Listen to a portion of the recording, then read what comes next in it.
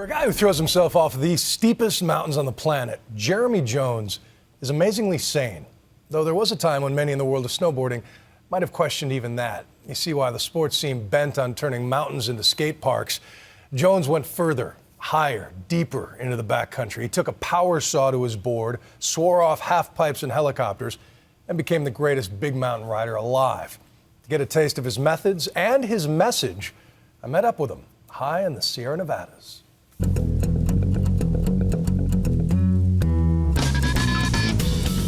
There's nothing quite like a snow-covered mountain to sort people into very distinct skill sets. There are the demigods who ride monsters for a living, snow porn stars who wing into the backcountry and bring their conquest back on film. And then there are the mortal masses who watch those films and spend their annual vacations on groomed greens and blues, dreaming of what it must be like in the vertical 1%. Like this guy. Usually right about here when I start to slip into kind of a stupid fantasy where all of this becomes the backcountry of Alaska and I become Jeremy Jones. Woo! Yes. Midnight here in the Arctic Circle. Couldn't be happier. Yes, if they ever carve a Mount Rushmore of snowboarding, Jeremy Jones is a lock. Sure, Shaun White collects pounds of Olympic and X Games medals in the halfpipe, and Travis Rice keeps redefining what's possible with helicopters and snow machines, as seen in his epic film, The Art of Flight. But Jones has shunned adoring crowds and given up on fuel-burning flying machines. He wants to seek out the most extreme runs in the world using only the power of his legs and lungs.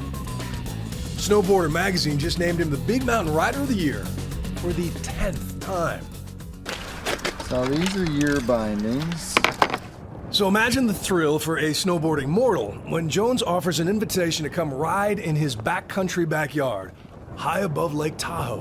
If I ever meet this Jones guy, I want to talk about the ego that must have led him to put this name this big. That's only funny because Jones is one of the most ego-free cats you'll ever meet. Despite the exploits seen in dozens of films. His current trilogy includes the self-explanatory titles Further and Deeper, films that could not have been made before Jones decided to revolutionize the sport by taking a power saw to his precious board. I take brand new boards, cut them in half. Really? Yeah, which is, you never get used to running a saw down the middle of a fresh board. Brand new board. A split board is a snowboard that converts into kind of cross-country skis. The design allows a rider to find runs in places even helicopters cannot reach. No lift lines. No lift lines. No one telling you where you can and can't go. If they're willing to put in the superhuman effort. Yeah, that is a doozy. It just got to a point where I felt like I wasn't evolving as a person. We were running out of new terrain. I wanted to inspire people and show them that world-class free riding could be done without a huge travel budget and helicopters. But that decision came with a massive trade-off. Films that used to take him days to shoot now take years. Basically, this whole massif is like no man's land. What's the longest you've ever had to hunker down, wait out a storm? 10 days. He had to develop world-class mountaineering skills and learn everything there is to know about avalanche dynamics. I like this top out, bro. I'm worried about snapping the whole thing. When it comes to caution, he's a real paradox. A guy who will walk away from a mountain because the snow doesn't feel right, but still braves runs like this. I get the punch bowls of powder. Right.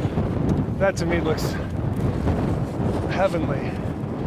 But when you guys drop into those chimneys, Right. it's like going down an elevator shaft, surrounded by running chainsaws. What is the appeal of that? There's something about the steeps. We now have like gravity so much at your fingertips. You're almost floating and free falling, but in total control. Now, Jeremy has 3 other good reasons to stay in control. You got 3 more jumps, then it's jamming time, okay? They come in the form of 2 beautiful children and wife Tiffany, who is also a snowboarder. You never stop worrying. You never stop? I worry when he goes to squaw. When he gets on a chairlift, you worry. Yeah, totally. Do you? Yeah. I mean, stuff can happen anywhere. We've lost more friends at Squaw Valley than we have in the backcountry here. How has fatherhood changed your risk management? Or has it? Kids, they just put things into perspective, put an added weight on the importance of coming home every day. There's no question I turn back a lot more than I used to. There's a lot of ways to die out there, and the mountains are one of them. I have the utmost respect for them, but I also need to keep living my life. Top of the world. Oh, you do this every day. Yes, and I You ever take it for granted? You ever get sick of going to work? You know, I don't take it for granted when I get away from the mountains for periods of time. I really kind of get in a funk, and I, you know, it's like when I get back out for the first time in 10 days, it's like I'm a totally different person. Altitude therapy. Yeah, it's my medicine. After 2 hours of climbing, it is finally time for the reward. Jeremy drops in, and I follow, clumsily. And just when we hit a groove, it's over. But the beauty of this sport is there's always another ridge to climb, another line to ride, as long as the snow keeps falling. And on a warming planet, that is not guaranteed. After seeing too many snowless mountains in recent years, Jones formed a foundation called Protect Our Winters to sound the alarm on climate change.